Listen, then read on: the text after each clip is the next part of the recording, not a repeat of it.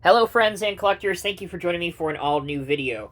In today's Diecast Emporium video, we're going to be doing an in-depth unboxing and review of each of the cars featured in the 2023 Hot Wheels Premium Car Culture Fast and Furious series. Again, this is the B case for Bravo, the second mix of 2023. I purchased my case from jcardiecast.com, and they ship very, very promptly. They have excellent customer service. I'd recommend them to anybody. If you want a set of 5 or a case of 10, I'll have the links down below for both. All you got to do is click on the link. It'll take you straight to the website. All right, let's begin my unboxing and see what we have inside our case here. So there are going to be a few repeats that we have seen at least one time prior to this. That said, there are 2 castings in here that I am very much looking forward to, and I'll elaborate on those here momentarily. Alright, looking from the top down, one of my favorite things to do is quickly look and see if we have 2 of each. It appears as though we do. Awesome, off to a great start. First out of the case, this is one of the repeats, number 5 of 5. We have the 2020 Dodge Charger SRT Hellcat Y-Body. Most impressive thing about these car culture sets, aside from the model, of course, is the spectacular card art. I mean, these just really are absolutely incredible. On the back, here's the barcode down below. Here you can see all the licenses associated, or licensees associated, as well as the other 4 that are in this collection. You have the blue car is the 1969 Chevy Camaro, 71 Plymouth GTX, W Motors Lykan Hypersport, and the Toyota Land Cruiser FJ60. So, that's the first one out of the box. Here is the other one. Next, this is one of the 2 castings that I am very much looking forward to, and seeing it in person really does not disappoint. Here's the Toyota Land Cruiser FJ60. Beautiful card art again. This is from Hobbs and Shaw. This was a background vehicle. It wasn't really a major player in the film. Here's the second one of those. I'm going to tilt this up here just momentarily, give us a little bit better view. All right, here's the other one I was really looking forward to. We have the 69 Chevy Camaro. This car was in Too Fast, Too Furious. Here's the back. This was the car that crashed into Verone's yacht. And if I'm not mistaken, this also had the Ejectocito cuz. Check out the movie if you haven't yet. One of the better of the Fast and Furious films. And then here is the second one. Okay, now we get on to a plethora of repeats we have seen before. Here's the W Motors Lykan Hypersport, number 3 of 5. This is from Furious 7, I believe. And yes, it is. You can see that up here. Okay. Here's the second one of those. So this, again, this has been premium in the Fast and Furious series before. I actually brought out the original, so I'll show you that during the unboxing of these.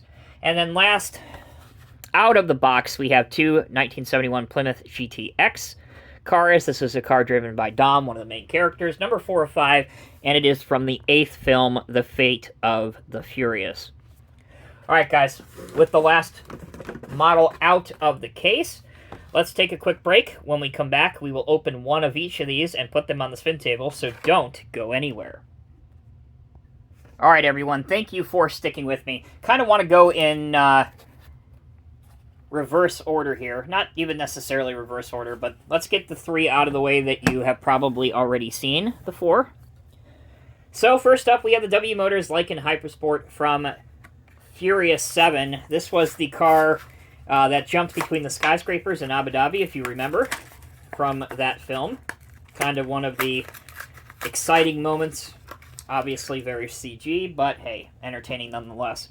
So here's the new one. Again, very, very similar as we zoom in nice and close. Very similar to the original that was released a couple years ago in the Fast and Furious film. Matter of fact, this is the new one. Here is the old one. The new one is, at least to my eyes, a slightly brighter shade of red than the old one. As far as decos go, pretty much identical. I can't really see too much of a difference here other than the obvious brighter shade of red. So that is the W Motors Lykan Hypersport Supercar. Next, we'll move on to The Dodge Charger SRT Hellcat wide body. This was in Fast 9, the Fast Saga. This car actually got totaled in the film, so chances are you won't see it in any subsequent films. But this was the car that Dom drove across that ravine, and it caught a rope, and it was all, another aha crazy moment in the film. But it did get totaled and trashed. So, again, this is the new one. This is the older one that was released prior. Again, this has a slightly lighter shade of black. But as far as really any other noticeable changes, I can't really see any. Maybe you guys can. Maybe the stripes also are a little bit more prominent on the older one versus the newer one. But again, they're identical for as near as makes no difference, in my opinion.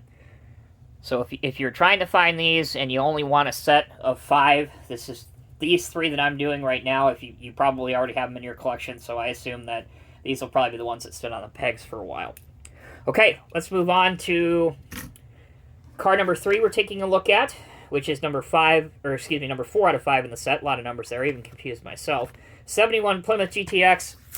This is from The Fate of the Furious. Again, another car driven by the main character, Dominic Toretto, played by Vin Diesel.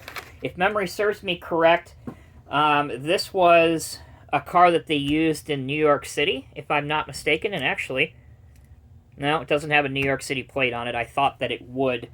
But again, we have seen these in a previous Fast and Furious car culture set by Hot Wheels and Mattel. So this is the new one. This is the older version. Again, might be a slightly darker shade of black. But again, as near as makes no difference. I hate to keep repeating myself, but especially with these 3, they look pretty darn close. I don't see any noticeable deco changes. I don't see a difference in the style of wheels. I think they are the exact same type of wheels. But there you go. All right, now on to the 2 that will, without question, be the most highly sought after in this collection. Let's go ahead and take a look at number 1 of 5 in the set, the 1969 Chevy Camaro. This is actually a Yanko Camaro, which is an aftermarket company that works on Chevrolet products. So in Too Fast, Too Furious, which takes place in Florida, this is one of the cars that they used in one of the street races, and also this is the car at the end of the movie that